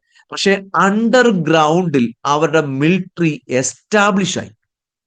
ഹഗാന ആർമിയുടെ പേര്. 1948 അവര് രാജ്യമായി തീരുന്ന സമയത്ത് എന്ത് പറ്റുന്നറിയാമോ? ആ അടുത്ത ദിവസം തൊട്ട് യുദ്ധം തുടങ്ങുക. യുദ്ധം തുടങ്ങുന്ന സമയത്ത് പക്ഷേ ഇവരുടെ ആർമി ലോകരാജ്യങ്ങൾ അറിഞ്ഞില്ല ഇവരുടെ ആർമി എസ്റ്റാബ്ലിഷ് ആയ കാര്യം. ഇനി അടുത്ത കാര്യം, ഇത് ആർക്ക് ചെയ്യാൻ പറ്റും? ഇവരുടെ ഒരു ആർമി 1948 മെയ് 14 രാജ്യമായി മണിക്കൂറുകൾ കഴിയുന്നതിന് മുമ്പേ 15 രാവിലെ തൊട്ട് യുദ്ധം തുടങ്ങി മാസ്റ്ററെ. യുദ്ധം തുടങ്ങി. ഈ യുദ്ധം തുടങ്ങിയ യുദ്ധത്തിനകത്ത് ഇസ്രയേൽ എസ്റ്റാബ്ലിഷ്ഡ്. ദൈവം ഇവന്റെ അകത്ത് 1917 തൊട്ട് ഇവനോട് ഇടപെടാൻ തുടങ്ങി. ഇവന്റെ മടങ്ങിവരവിന്റെ കാലമായത്. ഇതൊക്കെ ആർക്ക് ചെയ്യാൻ പറ്റും? അപ്പം പ്രശ്നം ദേശങ്ങളിൽ ദൈവത്തിന്റെ പ്രശ്നം അല്ലെങ്കിൽ ദൈവമായിട്ട് അനുവദിച്ചതാ. ഇവൻ പോയിടത്തെല്ലാം ഒരു ശിക്ഷയായിരുന്നു. പക്ഷെ ശിക്ഷയാണെങ്കിൽ പോലും മാസ്റ്ററെ ഞാൻ ഒരു വാക്കോടെ പക്ഷെ എടുത്തു കാണിക്കാം. ബൈബിളിൽ എത്ര ബ്യൂട്ടിഫുൾ വേർഡാ നമുക്കറിയാം. സെക്കരിയ പ്രവാചകന്റെ പുസ്തകത്തിൽ ഒരു വാക്ക്, സെക്കരിയ പ്രവാചകന്റെ പുസ്തകം, അതോടെ പറഞ്ഞിട്ട് ഞാൻ മാസ്റ്ററുടെ കയ്യിലോട്ട് തരാം. ഇന്ന് ഞാൻ ഒത്തിരി സമയം സംസാരിച്ചു. ഇനി ഒരുപക്ഷെ നമ്മുടെ ആൾക്കാർ പറയും ഇനി റോയ് പാസ്റ്റർ സംസാരിക്കേണ്ടെന്ന് പറയേണ്ടി വരും. ഞാൻ ഒത്തിരി സമയം സംസാരിച്ചു. പക്ഷെ സെക്കരിയ പ്രവാചകന്റെ പുസ്തകത്തിനകത്തെ ഒരു വാക്ക് 2-ാം അധ്യായത്തിനകത്ത്, ഇത് ബാബേൽ പ്രവാസത്തിൽ നിന്ന് മടങ്ങി വരുന്ന സമയത്ത് എഴുതിയേക്കുന്ന, ഇവർ പ്രശ്നങ്ങളിലാ പോയത്. പക്ഷെ ബൈബിൾ എഴുതിയേക്കുന്ന വേർഡ് സെക്കരിയ പ്രവാചകൻ 2:8, സൈന്യങ്ങളുടെ യഹോവ ഇപ്രകാരം അരുളി ചെയ്യുന്നു, നിങ്ങളോട് കവർച്ച ചെയ്ത ജാതികളുടെ അടുക്കൽ അവൻ എന്നെ മഹത്വത്തിനായി അയച്ചിരിക്കുന്നു. നിങ്ങളെ തൊടുന്നവൻ അവന്റെ കൺമണിയെ തൊടുന്നു. കർത്താവ് അടിക്കാൻ തന്നെയാ, ഇവന്മാർക്ക് അടി കൊള്ളാൻ തന്നെയാ, ഇവരുടെ പാപ നിമിത്തം ഇവർക്ക് ശിക്ഷയ്ക്ക് വേണ്ടി തന്നെയാ വാസ്റ്ററെ യഹൂദനെ ദൈവം ആ സ്വന്തം രാജ്യത്തുനിന്ന് വിട്ടെ. കറക്റ്റ് അല്ലേ വാസ്റ്ററെ? ഇവന്റെ പാപ നിമിത്തം ഇവനെ അടി കൊള്ളാൻ തന്നെ വിട്ടതാ. പക്ഷെ അടി കൊള്ളുമ്പോഴും ഇവനോടുള്ള ദൈവത്തിന്റെ കരുണയെ, അയ്യോ, ദൈവം പറയുക, നിങ്ങളോട് കവർച്ച ചെയ്ത ജാതികളുടെ അടുക്കൽ നിന്നെ അയച്ചത് എന്റെ മഹത്വത്തിനായി അയച്ചതാണ്. എങ്ങനെ ദാനിയേല് അവിടെ ചെന്നത് ദാനിയേലിനെ ഉയർത്തി. അപ്പൊ ചിലതിനെ ദൈവം കൊണ്ടുപോകുന്നത് വളർത്താനാ. ദൈവത്തിന്റെ സമയമാകുമ്പം കവനന്റ് കിടക്കുന്നത് കൊണ്ട് എന്നേക്കുമായിട്ട് ദൈവം ഉപേക്ഷിക്കത്തില്ല. കാരണം കവനന്റിനെ ഒരിക്കലും മറികടക്കാത്ത, ബ്രേക്ക് ചെയ്യാത്ത ഒരു ദൈവമാണ് നമ്മുടെ ദൈവം. എന്തോ ഈ എന്നെ കേൾക്കുന്ന അല്ലെ ഞങ്ങളെ കേൾക്കുന്ന പുതിയ നിയമത്തിലുള്ള എല്ലാ ദൈവമക്കളോടും പറയാം, നമ്മൾ കവനന്റ് ഉള്ള പീപ്പിളാ കേട്ടോ. നമ്മളുടെ കവനന്റ് യേശുവിന്റെ രക്തത്തോടു കൂടെയാണ്. നമ്മളൊരു ഭയങ്കര ഉടമ്പടിക്കകത്തുള്ള ദൈവം മക്കളാ. ഒരിക്കലും കവനന്റ് ബ്രേക്ക് ചെയ്യാത്ത ഒരു ദൈവമാണ്. ഇസ്രയേലുമായിട്ട് ബന്ധപ്പെട്ട് അവൻ മഹത്വത്തിനായി അയച്ചെന്ന. അപ്പൊ യഹൂദന്റെ മടങ്ങിവരവിന്റെ സമയമായപ്പം സയോണിസം മൂവ്മെന്റിന്റെ ആകെ ചിലതിന് തുടങ്ങാൻ മോശെ എഴുന്നേൽപ്പിച്ചെന്ന് പറഞ്ഞതുപോലെ എന്റെ നോട്ടത്തിൽ ഈ 2-ാമത്തെ മടങ്ങിവരവിന് വേണ്ടി കൊണ്ടുവന്ന ഒരു ബൈബിൾ അന്നെങ്ങാണ് എഴുതുവാണെങ്കിൽ ഈ തിയോഡർ എസറലിന്റെ പേര് വന്നേനെ. അങ്ങനത്തെ ഒരു ലീഡറായിരുന്നു. തന്നിൽ കൂടെയാണ് ഇതിന്റെ തുടക്കം. പാസ്റ്റർ പറഞ്ഞാട്ടെ. പാസ്റ്ററെ, ഒരു നിമിഷം, ഞാനൊരു വാക്യം കണ്ടെത്താനുള്ള ഒരു ശ്രമത്തിലായിരുന്നു പാസ്റ്ററെ. അതായത് പാസ്റ്റർ പറഞ്ഞു ദൈവം പണിഷ്മെന്റിനാണ് ഇസ്രായേലിനെ അവരുടെ അടുക്കലേക്ക് വിട്ടുകൊടുത്തതെന്ന്. അപ്പോൾ എൻ്റെ ഓർമ്മയിലൊരു വാക്യം വന്നു. ആ വാക്യം സെക്കരിയാവിൻ്റെ പുസ്തകത്തിലുണ്ട്, അതുപോലെ തന്നെ മറ്റ് പല പ്രവചന പുസ്തകങ്ങളിലും ആ വാക്യമുണ്ട്. സെക്കരിയാവിൻ്റെ പുസ്തകത്തിലെ വാക്യം ഇങ്ങനെയാണ്, സെക്കരിയാവ് 1:15, and I am very angry with the nations that feel secure. I was only a little angry but they went too far with the punishment. അതായത് ദൈവം ഏതൊക്കെ രാജ്യങ്ങളുടെ കയ്യിലാണോ ഇസ്രായേൽ ജനത ഏൽപ്പിച്ചു കൊടുത്തത്, ചെറിയ പണിഷ്മെന്റിന് അത് ഏൽപ്പിച്ചു കൊടുത്തത്. പക്ഷെ ദേ വെന്റ് ടു ഫാർ. ദൈവം ഒരു കൊച്ചടി കൊടുത്തോളാൻ പറഞ്ഞ് ഇസ്രായേലിനെ ഏതെങ്കിലും രാജ്യത്തിന്റെ കയ്യിൽ ഏൽപ്പിച്ചു. പക്ഷെ കൈ കിട്ടിയ രാജ്യം കൊച്ചടിയല്ല കൊടുത്തത്, ഇവരെ നശിപ്പിക്കാനുള്ള അടിയാണ് കൊടുത്തത്. ഇത് ദൈവത്തിന് ഇഷ്ടപ്പെട്ടില്ല. ഞാനൊരു എക്സാമ്പിൾ പറഞ്ഞാലേ, നമ്മൾ കുഞ്ഞിനെ അടിക്കാൻ വേണ്ടി ഒരു വടി ഉപയോഗിക്കും. നമ്മുടെ മക്കളെ ചെറിയ പണിഷ്മെന്റിനാണ് വടി ഉപയോഗിച്ചത്. പക്ഷേ വടി ഉപയോഗിച്ച് അടിച്ചു കഴിയുമ്പോൾ, കുറച്ച് കഴിയുമ്പോൾ നമുക്ക് വലിയ സങ്കടം നമ്മുടെ കുഞ്ഞിനെ അടിച്ചതിന്. അതിന് നമ്മൾ ഈ വടി അങ്ങ് ഒടിച്ചു കളയും. ഇതാ സംഭവിച്ചത്. ഈ ശത്രുക്കളായ രാജ്യങ്ങളുടെ കയ്യിൽ ഇസ്രായേലിനെ കിട്ടിയപ്പോൾ ഇവരോർത്തു, ഇസ്രായേലിന്റെ ഗതികേട് ഞങ്ങളുടെ കൈ വന്ന് പെട്ടു, ഇനി ഇവരൊരു രാഷ്ട്രമായി നിൽക്കലെന്ന് പറഞ്ഞ് തുടച്ചു നീക്കാൻ ശ്രമിച്ചു. പക്ഷെ ദൈവത്തിന്റെ മക്കളല്ലേ, ദൈവം എന്ത് ചെയ്തെന്നറിയാമോ? ദൈവം പറഞ്ഞു, ഞാൻ ഒരു അല്പം ദേഷ്യപ്പെട്ട ഇവരെ നിങ്ങളുടെ കയ്യിൽ ഏൽപ്പിച്ചത്. But you went too far. നിങ്ങൾ ഒത്തിരി അവരെ ആക്രമിച്ചത് കൊണ്ട്, പീഡിപ്പിച്ചത് കൊണ്ട്, നശിപ്പിക്കാൻ ശ്രമിച്ചത് കൊണ്ട്, ചില പ്രവാചകന്മാരുടെ പുസ്തകത്തിൽ പറയുന്നത് ഞാൻ ശിക്ഷ മടക്കി കളയത്തില്ലെന്ന്. അതായത് എൻ്റെ മക്കളെ നിങ്ങളുടെ കയ്യിൽ ഏൽപ്പിച്ചു, നിങ്ങൾ ചെറുതായിട്ട് അവരെ അടിക്കേണ്ടതിന് പോലെ അവരെ നശിപ്പിക്കാൻ ശ്രമിച്ചത് കൊണ്ട് നിങ്ങളുടെ മേലുള്ള എൻ്റെ ശിക്ഷ മടക്കി കളയത്തില്ലെന്നൊക്കെയാണ് പ്രവാചക പുസ്തകങ്ങളിൽ പറയുന്നത്. ഇതാണ് ലോകരാജ്യങ്ങളിൽ സംഭവിച്ചുകൊണ്ടിരിക്കുന്നത്. ചിലരൊക്കെ കഴിഞ്ഞ ദിവസം ഒരു ചോദ്യം ചോദിച്ചപ്പോൾ, ഈ നമ്മുടെ കാലിഫോർണിയയിലൊക്കെ തീപിടുത്തം നടക്കുമ്പോൾ ആരോടൊക്കെ പറഞ്ഞു, ഗാസയിൽ തീയിട്ടതിൻ്റെ പകരം ദൈവം വീട്ടിൽ താന്ന് പറഞ്ഞു. എനിക്കറിയത്തില്ല ഗാസയിൽ തീയിട്ടതിന് എന്തിനാ കാലിഫോർണിയയിൽ പോയി ദൈവം തീയിട്ടതെന്നൊന്നും അങ്ങനെയൊക്കെ പറയുന്നവരുണ്ട്. ഞാൻ എന്തിനൊരു പാഠഭേദവും ചെയ്തിരുന്നു. അപ്പോൾ ആ പാഠഭേദത്തിൻ്റെ താഴെ ആരോ ഒരു കമൻറ്റ് വന്ന് പറഞ്ഞു, നിങ്ങളുടെ അഭിപ്രായം നിങ്ങൾ മാറ്റി വന്ന്, അതായത് ഗാസയിൽ ദൈവത്തിൻ്റെ പ്രവൃത്തി നടക്കുന്നതെന്ന് പറഞ്ഞാൽ എന്തുകൊണ്ടാണ് കാലിഫോർണിയയിൽ ദൈവത്തിൻ്റെ പ്രവൃത്തി നടക്കുന്നതെന്ന് അക്സെപ്റ്റ് ചെയ്യാത്തതെന്നൊക്കെ ചോദിക്കുവാനായിട്ട് ചെയ്തിരുന്നു. രണ്ടും വ്യത്യസ്തമാണ്. ഗാസയിൽ നടക്കുന്നത് വേദപുസ്തക പ്രവചനങ്ങളുടെ നിവർത്തീകരണമാണ്. അതിനകത്ത് ദൈവം ഇടപെട്ടാലും ഇല്ലെങ്കിലും ചരിത്രം അങ്ങനെ നടക്കും. കാരണം ഇസ്രായേൽ എന്ന ജനതയുടെ ഭാവിയെക്കുറിച്ച് നൂറ്റാണ്ടുകൾക്ക് മുമ്പായി എഴുതിയ പ്രവചനത്തിന്റെ നിവർത്തീകരണമാണ് ഗാസയിൽ നടക്കുന്നത്. കാലിഫോർണിയയിൽ നടക്കുന്ന തീ ഒരു വേദപുസ്തക പ്രവചനത്തിന്റെ നിവർത്തീകരണമൊന്നുമല്ല. കാലിഫോർണിയയിൽ എല്ലാ വർഷവും തീ വീഴും. ഈ വർഷം വീണ തീ കുറെ കൂടിപ്പോയി. അപ്പോൾ അത് പ്രവചന നിവർത്തീകരണമൊന്നുമില്ല. അതുകൊണ്ട് നിലപാടുകൾക്കൊന്നും ഒരു മാറ്റവുമില്ല. വേദപുസ്തക പ്രവചനങ്ങളൊക്കെ അക്ഷരപ്രതി നിവർത്തിക്കുക തന്നെ ചെയ്യും. പാസ്റ്റർ 1ഉം 2ഉം ലോകമഹായുദ്ധത്തിൻ്റെ കാര്യം എസെക്കിയേൽ 37 നിന്നുള്ള റെഫറൻസ് ഒക്കെ പറഞ്ഞു. ഇന്ന് അതിലേക്ക് നമുക്ക് കടക്കാൻ പറ്റുമെന്ന് തോന്നുന്നില്ല. ഇസ്രായേലിലെ യുദ്ധങ്ങളെക്കുറിച്ച് നമുക്ക് പഠിക്കണം. അടുത്ത 2 സെഷൻസിൽ നമുക്കത് ചെയ്യാം. ഇന്ന് എനിക്ക് തോന്നുന്നു പാസ്റ്ററെ, ഞാൻ സയനിസത്തെക്കുറിച്ച്, സയനിസ് മൂവ്മെൻറ്റിനെ കുറിച്ച് എൻ്റെ 1-2 അഭിപ്രായങ്ങൾ കൂടെ പറഞ്ഞ് പാസ്റ്റർക്ക് എന്തെങ്കിലും ആ ഒരു വിഷയത്തിൽ പറയാനുണ്ടെങ്കിൽ നമുക്ക് അതുകൂടെ കേട്ട് നമുക്ക് ഈ സെഷൻ നമുക്ക് വൈൻഡപ്പ് ചെയ്യാം. അപ്പോൾ ഈ സയനിസത്തെക്കുറിച്ച് എൻ്റെ ഒരു വ്യക്തിപരമായ കാഴ്ചപ്പാട്, സയനിസ്റ്റ് മൂവ്മെൻറ്റിൻ്റെ ലക്ഷ്യം ഇസ്രായേൽ എന്ന സ്റ്റേറ്റ് സ്ഥാപിക്കുക എന്നുള്ളതായിരുന്നു. അവരതിന് പരിശ്രമിച്ചു, അവരത് നേടി. ഇന്ന് സയനിസ്റ്റ് മൂവ്മെൻറ്റ് അത്തരത്തിൽ ഇന്നില്ല എന്നുള്ളതാണ് സത്യം. ഇത് നമ്മുടെ പ്രേക്ഷകർ മനസ്സിലാക്കണം. പലപ്പോഴും ഇസ്രായേലിൻ്റെ ഇന്നത്തെ ആക്രമണങ്ങളെ സയനിസ്റ്റുകളുടെ ആക്രമണങ്ങൾ എന്ന ആളുകൾ വിളിക്കുന്നത്. അതാരാന്നറിയാമോ? അങ്ങനെ ഒരു ടെർമിനോളജി ഉണ്ടാക്കുന്നത് ഇസ്രായേൽ എന്ന രാഷ്ട്രം സ്ഥാപിക്കപ്പെട്ടിട്ടില്ലെന്ന് ആർക്കൊക്കെ പറയണം അവരൊക്കെയാണ്. അവരിപ്പോഴും ഇസ്രായേലിനെ കാണുന്നത് സയനിസ്റ്റ് മൂവ്മെൻ്റ് ആയിട്ടാണ്. പക്ഷെ അത് സത്യമല്ല. 1948 മെയ് മാസത്തിൽ ഇസ്രായേൽ ഒരു രാഷ്ട്രമായി തീർന്നു. സയനിസ്റ്റ് മൂവ്മെൻറ്റിൻ്റെ സ്വപ്നം പൂർത്തീകരിക്കപ്പെട്ടു. സയനിസ്റ്റ് മൂവ്മെൻറ്റിൻ്റെ ലക്ഷ്യം സ്ഥാപിക്കപ്പെട്ടു. സയനിസ്റ്റ് മൂവ്മെൻ്റ് എന്ന പ്രസ്ഥാനം ഇന്നില്ല. ഇന്നുള്ളത് ഇസ്രായേൽ എന്ന രാഷ്ട്രമാണെന്ന് അക്സെപ്റ്റ് ചെയ്തേ പറ്റത്തുള്ളൂ. കാരണം നമ്മുടെയൊക്കെ വീഡിയോയുടെ താഴെയൊക്കെ ചിലരൊക്കെ വന്ന് കമൻ്റ് ഇടും, സയനിസ്റ്റുകളെ സപ്പോർട്ട് ചെയ്യുകയാണ്. ആരാണ് സയനിസ്റ്റുകൾ? അതൊരു പഴയ മൂവ്മെൻ്റാണ്. തിയോഡോർ ഹെർഷലൊക്കെ തുടങ്ങി വളർത്തിയെടുത്ത് ഇസ്രായേൽ എന്ന രാഷ്ട്രം സ്ഥാപിക്കുവാൻ ശ്രമിച്ച ഒരു പഴയ മൂവ്മെൻറ്റാണ്. ഇന്ന് ഇസ്രായേൽ എന്ന രാഷ്ട്രമാണുള്ളത്, സയനിസ്റ്റ് മൂവ്മെൻ്റ് അല്ല.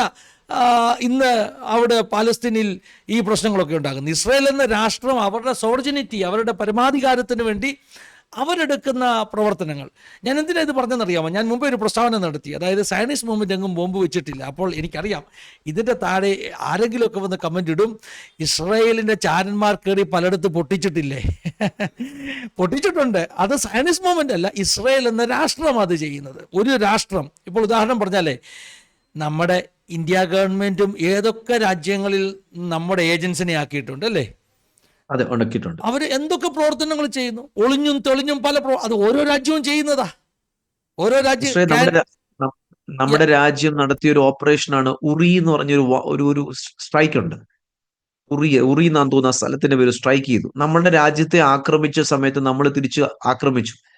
അത് ഇന്ത്യ എന്ന് പറഞ്ഞ രാജ്യം അതിന് പ്രതികാരം ചെയ്തവർ, പിന്നെ ഒരു തിരിച്ചടിയാണ്. ഇന്ത്യയും കാനഡയും തമ്മിലുള്ള ബന്ധങ്ങൾ ഉലയാനുള്ള കാരണം ഇന്ത്യക്കാർ തുറന്ന് സമ്മതിച്ചില്ലെങ്കിൽ പോലും ഇന്ത്യക്കാരുടെ അകത്തെല്ലാം അറിയാം ആരാണ്, എന്താണ്, എപ്പോഴാണ് പ്രവർത്തിച്ചതെന്നല്ലേ. അത് ഒരു രാജ്യം അവരുടെ പരമാധികാരത്തിന് വേണ്ടി ചെയ്യുന്ന പ്രവർത്തികളായിട്ടാണ് കണക്കിടുന്നത്. ഇന്ത്യക്കാരൊരിക്കലും പറയത്തില്ല അത് ടെററിസ്റ്റ് ആക്രമണമെന്ന്, പക്ഷെ അവർ പറയും ഇത് ടെററിസ്റ്റ് ആക്രമണമെന്ന് പറയും. ഇതുപോലെ തന്നെ ഇസ്രായേൽ അവരുടെ പരമാധികാരത്തിന് വേണ്ടി പല കാര്യങ്ങൾ ചെയ്യുന്നുണ്ട്. അത് സയനിസ്റ്റ് മൂവ്മെന്റ് അല്ല എന്ന തിരിച്ചറിവുണ്ടാകണം. സയനിസ്റ്റ് മൂവ്മെന്റ് ആണെന്ന് പറയുന്നവർ ഇസ്രായേലിനെ രാഷ്ട്രമായി ഇന്നും അംഗീകരിക്കാത്തവരാണ്.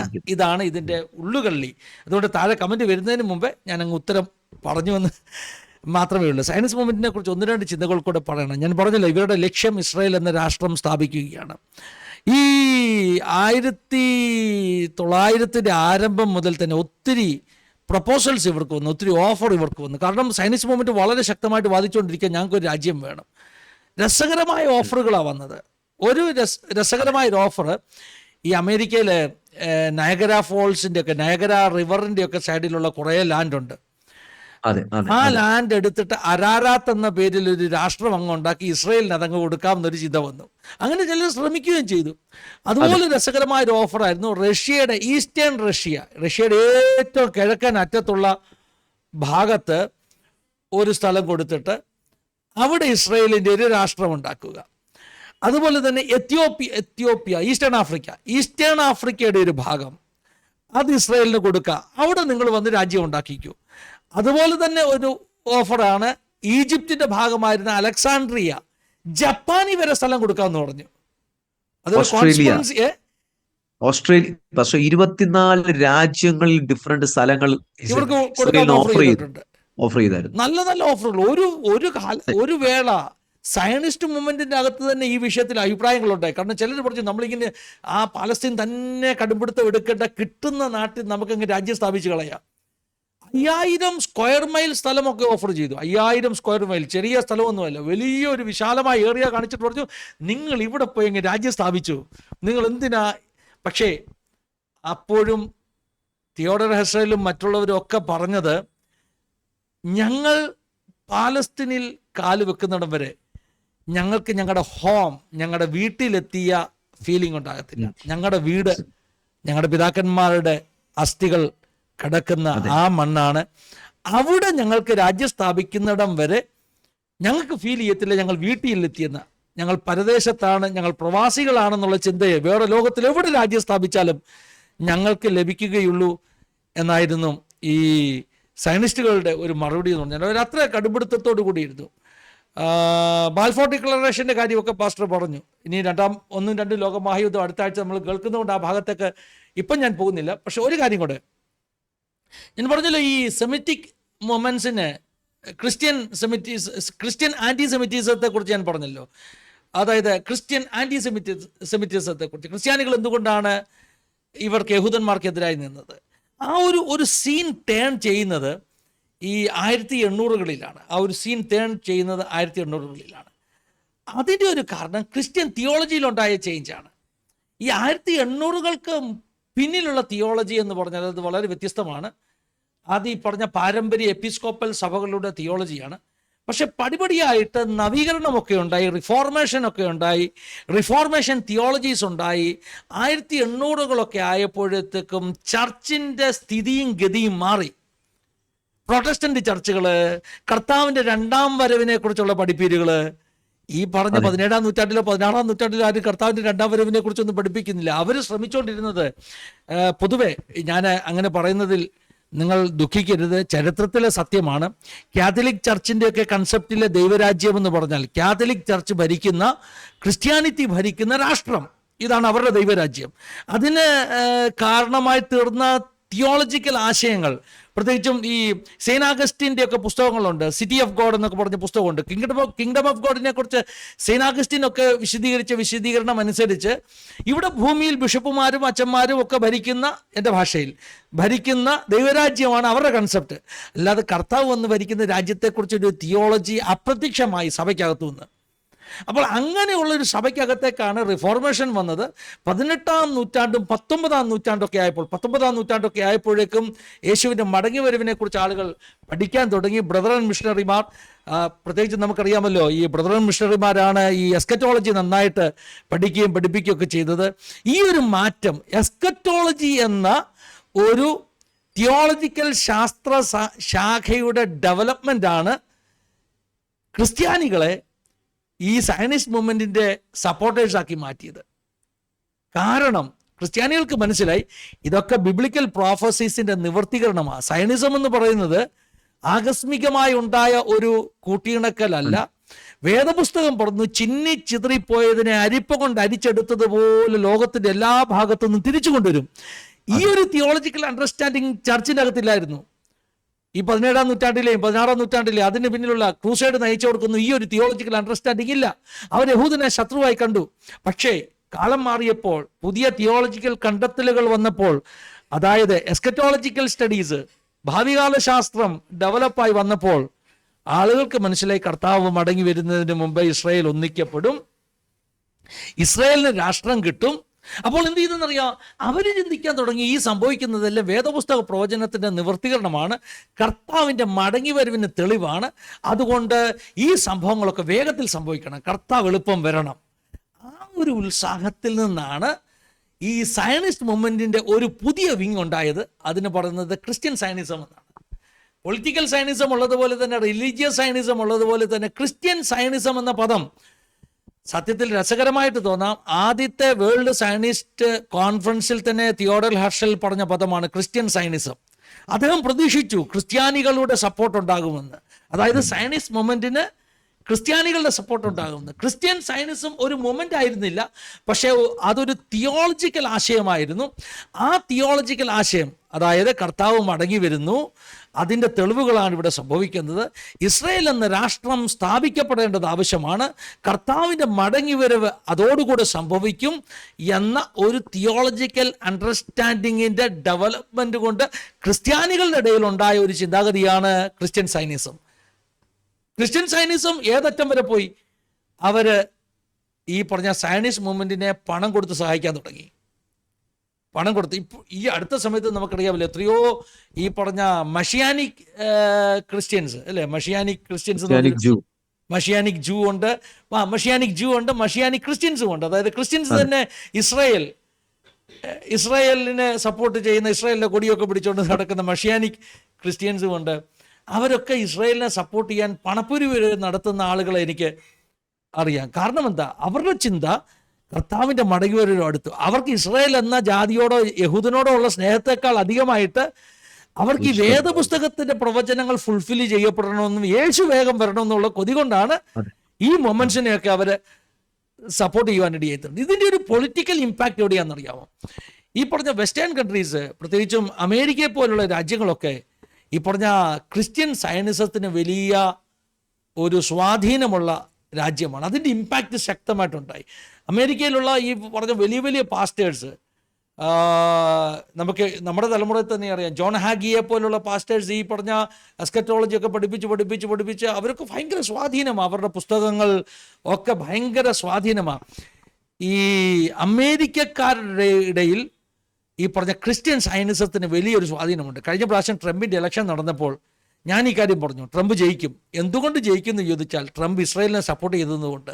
അപ്പോൾ ആളുകൾ പറഞ്ഞു, നീ ഉദ്ദേശിക്കുന്ന പോലൊന്നും അല്ല, അമേരിക്കക്കാരൊന്നും പഴയ അമേരിക്കക്കാരല്ല, ഇപ്പോൾ അവർക്ക് മതവും ജാതിയും ഒന്നും ഇല്ലാത്തവരാ. ഞാൻ പറഞ്ഞു അങ്ങനൊന്നുമല്ല. ഇവരുടെ എല്ലാം അകത്ത്, അമേരിക്കൻസിൻ്റെ അകത്ത്, ബഹുഭൂരിപക്ഷത്തിൻ്റെ അകത്ത് ക്രിസ്ത്യൻ സയനിസം കിടപ്പുണ്ട്. കാരണം ഇങ്ങനെയുള്ള എസ്കറ്റോളജിക്കൽ സ്റ്റഡീസാണ് അവർക്ക് കിട്ടിക്കൊണ്ടിരിക്കുന്നത്. കർത്താവിൻ്റെ മടങ്ങിവരവിന് ഇസ്രായേൽ സ്ഥാപിക്കപ്പെടണം. അതുകൊണ്ടാണ് അമേരിക്കയുടെ പൊളിറ്റിക്കൽ റലത്തെ പോലും ഈ പറഞ്ഞ ഇസ്രായേൽ എന്ന രാഷ്ട്രം വിവിധ രീതിയിൽ സ്വാധീനിച്ചുകൊണ്ടിരിക്കുന്നത്. ഒറ്റ കാര്യം കൂടി പറയാം പ്രശ്നേ, ഈ പറഞ്ഞ ക്രിസ്ത്യൻ സയനിസവുമായിട്ട് ബന്ധപ്പെട്ട് ഇസ്രായേലിൻ്റെ സ്ഥാപനത്തിന് വേണ്ടി ക്രിസ്ത്യാനികൾ സപ്പോർട്ട് ചെയ്യാൻ ഏറ്റവും കൂടുതൽ, പ്രത്യേകിച്ചും വെസ്റ്റേൺ കൺട്രീസിലുള്ള ക്രിസ്ത്യൻസ്, ഇംഗ്ലീഷ് വായിക്കുന്ന ക്രിസ്ത്യൻസ് സപ്പോർട്ട് ചെയ്യാൻ ഏറ്റവും കൂടുതൽ കാരണമായി തീർന്ന ചില പുസ്തകങ്ങളുണ്ട്. അതിനകത്ത് ഒരു പുസ്തകമാണ് ദ ലെഫ്റ്റ് ബിഹൈൻഡ് എന്ന് പറഞ്ഞ പുസ്തകം.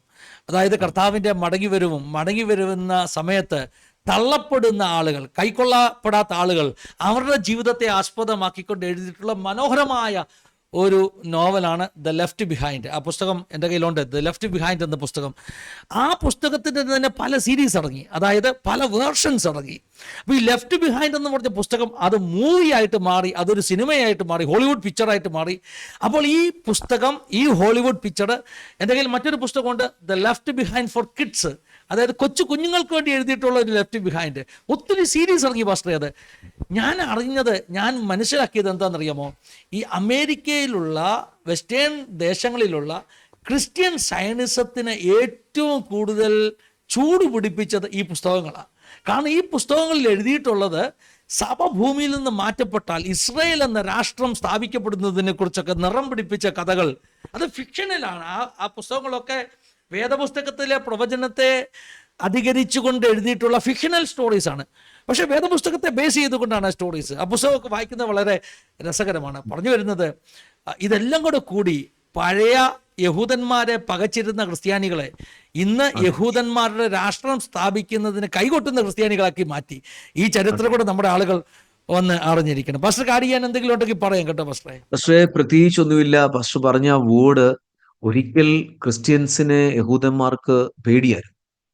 കാരണം ക്രിസ്ത്യൻസിന്റെ കൺട്രികളിൽ പോയിടത്തും യഹൂദൻ പീഡിപ്പിക്കപ്പെട്ടു. ക്രിസ്ത്യൻസ് തന്നെ പീഡിപ്പിച്ചു. അതിന്റെ മുറിവ് ഇന്നും പലരുടെ അകത്ത് ഉണങ്ങാൻ കിടപ്പുണ്ടെന്ന് ഞാനൊരു വാക്ക് കേട്ടിട്ടുണ്ട്. കാരണം ഇന്ന് ഒത്തിരിയും ക്രിസ്ത്യൻസ് സപ്പോർട്ടീവായിട്ട് നിൽക്കുന്നുണ്ടെങ്കിൽ പോലും അവർ ക്രിസ്ത്യൻസിനെയും ഒരു ഭയത്തോടെയും ഒരു പണ്ടേറ്റ പിതാക്കന്മാർക്ക് കൊടുത്തൊരു മുറിവിനകത്തുകൂടെയും ഇന്നും അവർ നോക്കുന്നുണ്ടെന്ന് ഒരു വാക്യം കേട്ടിട്ടുണ്ട്. പക്ഷെ ഇന്ന് ദൈവം വലിയൊരു ചേഞ്ചസ് ക്രിസ്ത്യൻസിന്റെ അകത്തു ഇടയ്ക്ക് വരുത്തി. ഇന്ന് ക്രിസ്ത്യൻസ് കൺട്രികളും ക്രിസ്ത്യൻസുമാണ് യഹൂദനെ ഒട്ടുമിക്ക സമയത്ത് ഒരു 80% ക്രിസ്ത്യൻസിനെ സപ്പോർട്ട് ചെയ്യുന്നത്. അതും ദൈവത്തിന്റെ വരവിന്റെ സമയം എത്തുമ്പോൾ ഈ രണ്ട് ആൾക്കാർ ഒരുമിപ്പിക്കണം. യഹൂദനും യവനനും അല്ലെങ്കിൽ ജാതിയായിട്ടുള്ള നമ്മളും എല്ലാം കർത്താവിൽ ഒരുമിക്കേണ്ടത് ആവശ്യമാണ്. ഇതെന്തൊക്കെയാണേലും ഇന്ന് അങ്ങനെ ഒരു പാസ്റ്റർ പറഞ്ഞ പോലെ ക്രിസ്ത്യൻ സയോണിസം മൂവ്മെന്റ് നടക്കുക. എല്ലാവരുടെ ഉള്ളിൽ അങ്ങനെ ഒരു ചിന്ത വന്നിട്ടിരിക്കുക. പക്ഷേ നമുക്ക് അടുത്ത ആഴ്ച ഇതിന്റെ ബാക്കിയുള്ള ഭാഗങ്ങൾ ചിന്തിക്കാം. ദൈവം ഇതിനകത്തൂടെ ഒത്തിരി ആഴമേറിയ കാര്യങ്ങൾ ദൈവവചനത്തിൽ കൂടെ തന്നെയൊക്കെ നമുക്ക് മനസ്സിലാക്കാൻ നമ്മുടെ പ്രേക്ഷകർക്കും പഠിക്കാനും ഒക്കെ കൃപ കൊടുക്കട്ടെ എന്ന് പ്രാർത്ഥിക്കുന്നു പാസ്റ്ററെ. അതെ പാസ്റ്റർ, ഒറ്റ വാക്കോടെ പറയാം പാസ്റ്റർ. ഇത് പറഞ്ഞപ്പോഴേ എനിക്ക് ഓർമ്മ വന്നു, ഞാനതൊന്ന് സെർച്ച് ചെയ്യുമായിരുന്നു. ബെഞ്ചമിൻ നെതാന്യാഹു കഴിഞ്ഞ പ്രാവശ്യത്തെ ഡിസംബറിൽ ക്രിസ്മസിന് ആഗോള ക്രിസ്ത്യാനികൾക്ക് ഗ്രീറ്റിങ്സ് പറഞ്ഞു. അത് ചരിത്രമാണ്. കാരണം ഒരു യഹൂദൻ്റെ വായിൽ നിന്ന് യേശു ജനിച്ചതിനുള്ള ഗ്രീറ്റിങ്സ്. ഞാൻ ക്രിസ്മസ് ആഘോഷിക്കുന്നവനല്ല, പക്ഷേ അതൊരു ചരിത്രമാണ്. കാരണം അദ്ദേഹം പറഞ്ഞത് ലോകത്തിലുള്ള എല്ലാ ക്രിസ്തീയ സ്നേഹിതർക്കും കമ്മ്യൂണിറ്റിക്കും greetings from the holy land. അത് ചരിത്രമാണ്. ക്രിസ്തു ജനിച്ച നാട്ടിൽ നിന്ന് നിങ്ങൾക്ക് ഗ്രീറ്റിങ്സ് എന്ന് ഒരു യഹൂദ രാഷ്ട്രത്തിൻ്റെ നേതാവ് പറഞ്ഞത്. കാരണം ഇത് മാറുന്ന ഒരു സീനാണ്. കാരണം അവർക്ക് മനസ്സിലായി ഈ പറഞ്ഞ ക്രിസ്ത്യൻസിൻ്റെ ഒരു ഹെൽപ്പ് ഇന്ന് വരെ അവർക്ക് ശക്തമായി കിട്ടിയത് കൊണ്ടാണ് ആ രാഷ്ട്രം ഇന്ന് നിലനിൽക്കുന്നത്. ലോകരാജ്യങ്ങൾ, ക്രിസ്ത്യൻ രാജ്യങ്ങളുടെ സപ്പോർട്ട് ഇല്ലെങ്കിൽ ഇസ്രായേൽ എന്ന് പറയുന്ന രാജ്യം ഇന്ന് നിലനിൽക്കത്തില്ലെന്നുള്ളത് അവർക്ക് മനസ്സിലായി. എന്തായാലും കുറേ ചരിത്രം കൂടെ നമുക്ക് പഠിക്കാനുണ്ട്. ഈ ലോകമഹായുദ്ധങ്ങളെക്കുറിച്ച് പഠിക്കുന്ന എനിക്ക് ഒത്തിരി ഇഷ്ടമുള്ള സബ്ജക്റ്റാണ് പാസ്റ്ററെ. കാരണം അതിനകത്ത് ഒത്തിരി ബിബ്ലിക്കൽ പ്രോഫസീസ് ലോകമഹായുദ്ധങ്ങളെക്കുറിച്ച് നിറവേറി. അതുകൊണ്ട് തന്നെയാണ് ഞാൻ എപ്പോഴും പറയുന്നത് 3-ാം ലോകമഹായുദ്ധം ഉടനെ നടക്കത്തില്ലെന്ന്. ഈ കഴിഞ്ഞ പ്രാവശ്യവും ഇസ്രായേൽ പാലസ്തീൻ കോൺഫ്ലിക്റ്റ് ഉണ്ടായപ്പോൾ ആൾ പറഞ്ഞത് 3-ാം ലോകമഹായുദ്ധം വരുന്നത്. അപ്പം ഞാൻ ചിരിച്ചോണ്ട് പറഞ്ഞു നടക്കത്തില്ല. കാരണം ഈ വേദപുസ്തകത്തിലെ പ്രവചനങ്ങൾ പഠിച്ചുള്ള ഗുണം അതാണ്. നാളത്തെ ന്യൂസ് പേപ്പറിലെ ന്യൂസ് ഇന്ന് നമുക്ക് വേദപുസ്തകം കൊണ്ട് പ്രവചിക്കാൻ കഴിയുമെന്ന് പണ്ടാരോ പറഞ്ഞിട്ടുണ്ട്. ശരിയല്ലേ പാസ്റ്റർ? തീർച്ചയായിട്ടും ദൈവം എല്ലാവരെയും സഹായിക്കട്ടെ, അനുഗ്രഹിക്കട്ടെ. Thank you all. ദൈവം എല്ലാവരെയും അനുഗ്രഹിക്കട്ടെ. നല്ല സമയങ്ങൾ, നല്ല ദിവസങ്ങൾ. God bless you all. Have A wonderful time. Thank you for watching. God bless you all.